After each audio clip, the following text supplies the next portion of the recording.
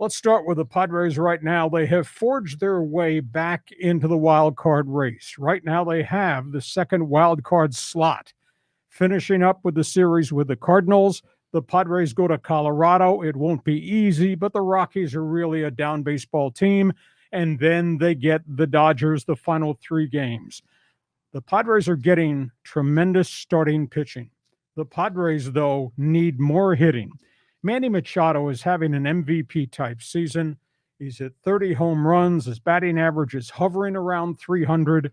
He's really become the leader of the team. To me, John, the shocker is that Juan Soto has just staggered so badly. I mean, I could never have imagined that Juan Soto would be in the middle of a 3 for 48 slump. Now, he's hit a little bit better in the past week, but they need him to be hot to make Machado hotter. And at this point of the equation, I don't know what kind of Soto we're going to get the last week and a half of September. And when we get to the wild card series, because they're going to play 3 games on the road against somebody, he's got to hit. Are you surprised it's been such a struggle for a guy who had a career batting average of 291 when he was traded from Washington to San Diego? Well, yeah. I mean, because when the Padres got Soto, everyone was saying he's Tony Gwynn with power. Mm-hmm. I thought that was a great analogy, but he comes to the team, he goes into a slump. Josh Bell hasn't been hitting the way he was before we got him.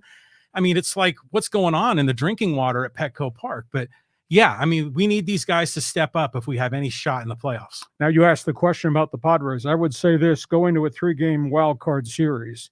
Yeah, I'd lay my cards on the table if Yu Darvish is my starter in the first game, and Blake Snell, who has finally found himself as the starter in the second game, and a fairly trustworthy Joe Musgrove is a starter in the third game.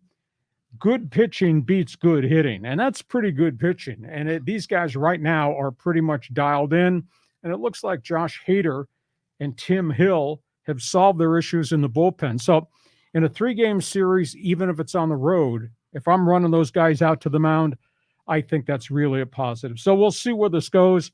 The Dodgers are on their way to maybe 105 wins by the first of the week, maybe 110 wins by the end of the season. Spectacular year.